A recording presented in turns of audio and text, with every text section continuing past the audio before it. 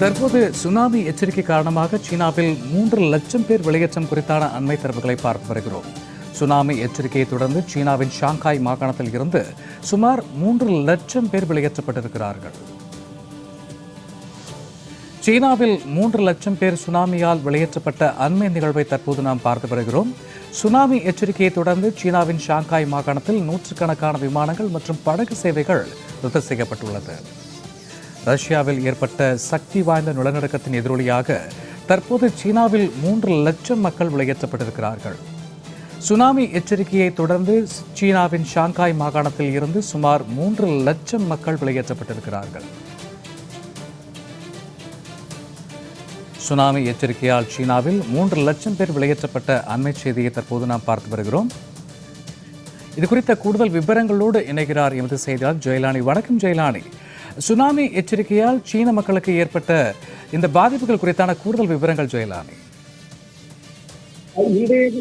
ரஷ்ய கிழக்கு கடலோர பகுதியில் ஒரு பயங்கரமான நிலநடுக்கம் என்பது பதிவாகியிருக்கிறது. குறிப்பாக ரிக்டர் அளவுகோலில் 8.8 என்ற அளவிற்காக இந்த பதிவாகியிருக்கக்கூடிய இந்த நிலநடுக்கத்தின் காரணமாக சுனாமி எச்சரிக்கை என்பது தற்போது விடுக்கப்பட்டிருக்கிறது. குறிப்பாக ஜப்பான், அமெரிக்கா, சீனா உள்ளிட்ட நாடுகளுக்கு தற்போது இந்த சுனாமி எச்சரிக்கை என்பது விடுக்கப்பட்டிருப்பதன் காரணமாக முன்னெச்சரிக்கை நடவடிக்கை என்பது தீவிரப்படுத்தப்பட்டிருக்கிறது. குறிப்பாக தற்போது நிலவரப்படி சீனாவில் இருக்கக்கூடிய 2 லட்சத்திற்கும் அதிகமான மக்கள் தற்போது வெளியேறும்படி அந்த நாட்டின் அதிகாரிகள் தற்போது அறிவுறுத்தியிருக்கிறார்கள். அந்த தகவல் என்பது நமக்கு கிடைக்கப்பட்டிருக்கிறது. குறிப்பாக இன்றைய தினம் பதிவாகிருக்கக்கூடிய இந்த நிலநடுக்கம் என்பது ரிக்டர் அளவுகோலில் 8.8 என்ற அளவிற்காக பதிவாகியிருக்கிறது. வழக்கமாக நிலநடுக்கங்கள் என்பது உலகம் முழுவதிலும் அவ்வப்போது பதிவாகித்தான் வருகிறது. ஆனால் ரிக்டர் அளவுகோலில் 1 to 3 அளவிற்காக பதிவாகக்கூடிய இந்த நிலநடுக்கம் என்பது அது அதிர்வுகள் என்று பொதுமக்களால் உணர முடியாத அளவிற்காக இருந்து வரும்.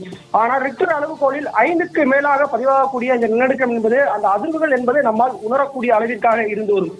இந்த சூழ்நிலையில் இன்றைய தினம் பதிவாகக்கூடிய இந்த நிலநடுக்கம் என்பது மிகவும் அபாயகரத்தை ஏற்படுத்தக்கூடிய அளவிற்காக 8.8 என்ற அளவிற்காக பதிவாகி இருக்கிறது.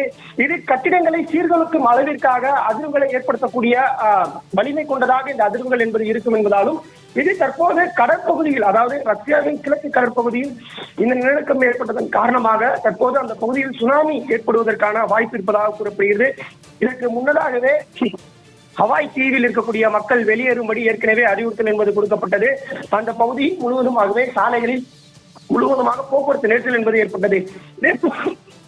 இதே போன்று ஜப்பான் பகுதியிலும் நிலநடுக்கத்தின் எதிரொலியால் சுனாமி ஏற்படுவதற்கான எச்சரிக்கை என்பது கொடுக்கப்பட்டிருக்கிறது. தற்போது அடுத்த கட்டமாக சீனாவிலும் இந்த கிழக்கு கடலோர பகுதியில் இருக்கக்கூடிய பகுதிகளில், அந்த பசிபிக் கடலை ஒட்டியிருக்கக்கூடிய பகுதிகளில் சுனாமி எச்சரிக்கை என்பது விடுக்கப்பட்டதன் காரணமாக அந்த பகுதியில் இருக்கக்கூடிய 2 லட்சத்திற்கும் அதிகமான மக்கள் வெளியேறும்படி முதற்கட்டமாக தற்போது அந்த நாட்டு அரசு அறிவுறுத்தல் என்பது கொடுக்கப்பட்டு அவர்கள் வெளியேற்றப்பட்டு வருகிறார்கள்.